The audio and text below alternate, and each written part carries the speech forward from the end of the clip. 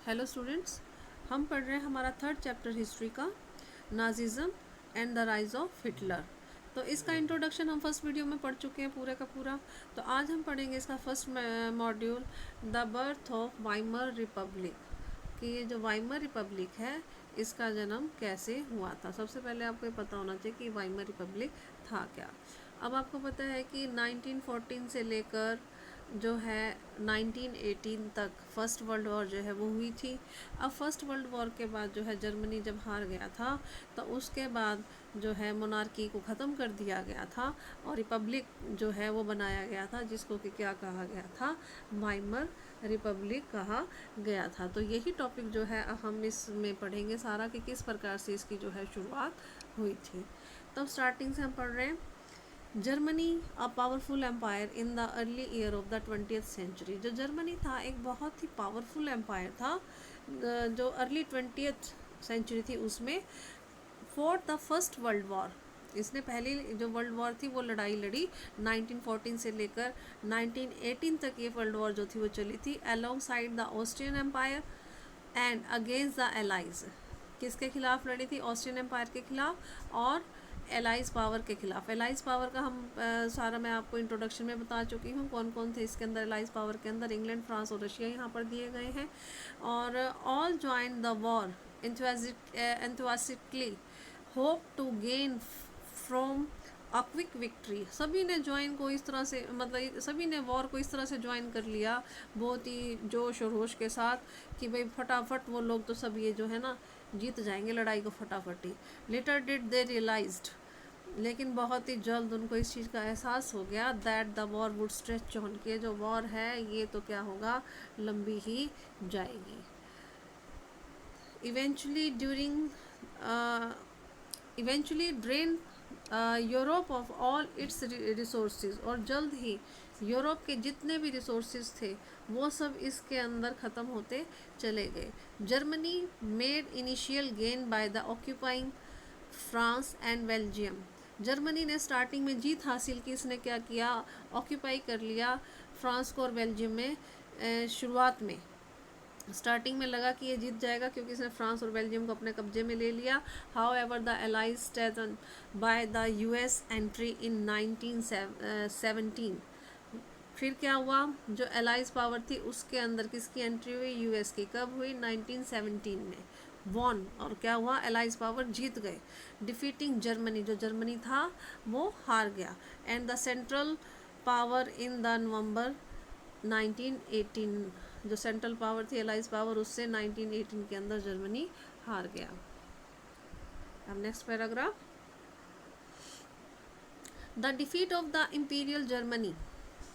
जो ये जर्मनी था, इम्पीरियल जर्मनी था, इसके हार जाने के बाद and the abdication of the emperor, राजा के हटाए जाने के बाद, give an opportunity to the parliamentary parties to recast Germany polity. जो भी पार्लियामेंट्री यहाँ पर पार्टीज़ थी उनको ये मौका दिया गया कि जर्मनी की जो राजनीति है उसमें जो चेंजेस हैं उनको, वो चेंजेस को वो करें। ये national assembly met at the Weimar, Weimar के अंदर जो है नेशनल असेंबली इकट्ठा हुई and establish a democratic constitution, और इन्होंने एक डेमोक्रेटिक कॉन्स्टिट्यूशन बनाया अपना विद द फेडरल स्ट्रक्चर, जिसका स्ट्रक्चर कैसा था, federal. And deputies were now elected the German parliament और राइस्टैग। अब जो डिप्टीज थे उनको चुना गया जर्मन पार्लियामेंट के लिए या राइस्टैग के लिए। अब यहाँ पे आपका एक नंबर का क्वेश्चन कई बार पूछ लिया जाता है कि जो जर्मन पार्लियामेंट है उसका अनदर नेम क्या है, जर्मन पार्लियामेंट का Reichstag. On the basis of equal and universal votes cast by all adults including womens. अब कैसे चुना गया, किस आधार पर? इक्वल और यूनिवर्सल वोट का, वो वोट जो थी सभी दे सकते थे, सभी एडल्ट दे सकते थे, इसके अंदर वुमेन जो थी वो भी वोट दे सकती थी। उसके आधार पर जो डिप्टीज थे उनको जर्मन पार्लियामेंट या राइस्टैग के अंदर चुना गया। The Republic however was not received well by its own people, largely because of the term it was forced to accept after Germany's defeat at the end of the first। जो ये Republic था इसे जो है अच्छा नहीं देखा जाता था यहाँ के अपने लोगों के द्वारा ही। क्यों? क्योंकि इसको फोर्स किया गया था जर्मनी को एक्सेप्ट करने के लिए। कब? After the end of the first world war, जब फर्स्ट वर्ल्ड वॉर ख़त्म हो गई थी तो इसे फोर्स किया गया था कि अब यहाँ पर रिपब्लिक होगा, तो यहाँ के लोग इसको मतलब कि अच्छा नहीं समझ रहे थे। The peace treaty at Versailles with the allies was a harsh and humiliating peace. अब जो ये शांति समझौता जो किया गया था वर्साइल के अंदर एलाइज के द्वारा, क्योंकि वो जीत चुके थे, तो इसे बहुत ही ज़्यादा हार्श समझा गया और एकदम ह्यूमिलेटिंग पीस जो था वो समझा गया।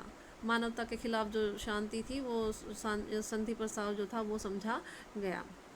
Germany lost its overseas colonies, a tenth of its population, 13% of its territories, 75% of its iron, and 26% of its coal to France, Poland, Denmark, and Louisiana.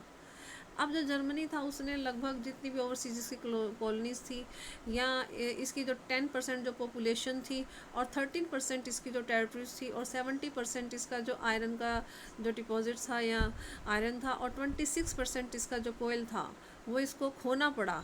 किसको देना पड़ा? फ्रांस, पोलैंड, डेनमार्क और Louisiana को। The allies power demilitarised Germany to weaken its power. अब जो ये allies power क्योंकि जीत चुकी थी, इन्होंने क्या कर दिया? जर्मनी को डीमिलिटराइज कर दिया, अब इसकी मिलिट्री को ख़त्म कर दिया ताकि इसकी पावर को कम कर सके। The war guilt clause held Germany responsible for the war and damage the allies country suffered. अब जो ये इन सब के लिए जो है जो जर्मनी को ही दोषी ठहराया एलाइज कंट्रीज़ ने, जितना भी इन्होंने सफ़र किया था कि जर्मनी का ही दोष है ये सब, इतना ज़्यादा जो नुकसान हुआ है। 4 साल तक लंबी जो लड़ाई चली थी तो नुकसान बहुत ज़्यादा हुआ था, इसके लिए जर्मनी को ही दोषी ठहराया गया।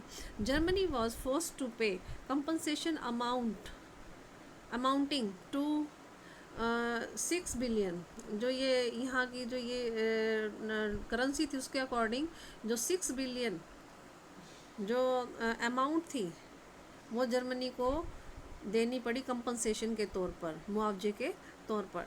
The allied and आर्मीज also occupied the resource rich Rhineland for much of the 1920s और 1920s तक जो इसका जर्मनी का सबसे ज़्यादा रिसोर्स रिच जो एरिया था राइनलैंड, उस पर भी इन्होंने कब्जा कर लिया था। Many Germans held a new Weimar Republic responsible for not only the defeat in the war but the disgrace of Versailles।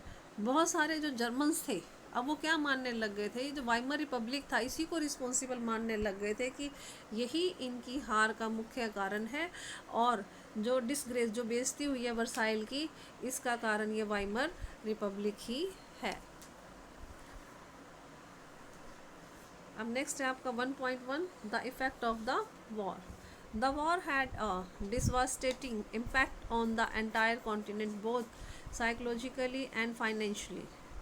जो लड़ाई है उससे बहुत ही बुरा असर जो है पूरे कॉन्टिनेंट पर पड़ा था, चाहे वो साइकोलॉजिकली था चाहे वो फाइनेंशियली था।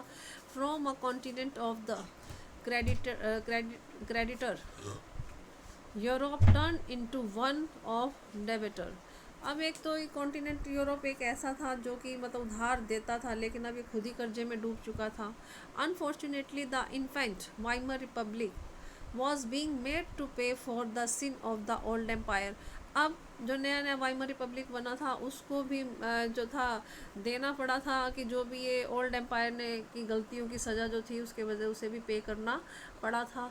The Republic carried the burden और वॉर गिल्ट। अब ये जो रिपब्लिक जो वाइमर रिपब्लिक बना था इसने जो भी वॉर गिल्ट जो थी उसका जो बर्डन था वो कैरी किया हुआ था अपने ऊपर। The national humiliation was national humiliation and was financially crippled by the being forced to pay compensation.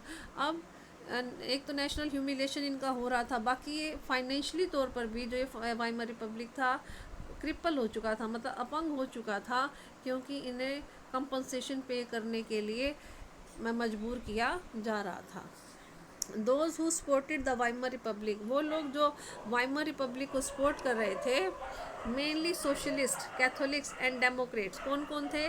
Socialist थे, कैथोलिक्स थे और डेमोक्रेट्स थे। Become easy target of attack in the conservatives nationalist circles. जो कंजर्वेटिव लोग थे, जो पुरानी मतलब कि सोच के जो नेशनलिस्ट सर्कल के जो लोग थे, उनका ये लोग टारगेट बनते जा रहे थे। दे वर मोकिंगली कॉल्ड द नवंबर क्रिमिनल, इनको क्या कहा जा रहा था? नवंबर क्रिमिनल्स कहा जाता था। The mindset had a major impact on the political development of the early 1930s as well as we will soon see.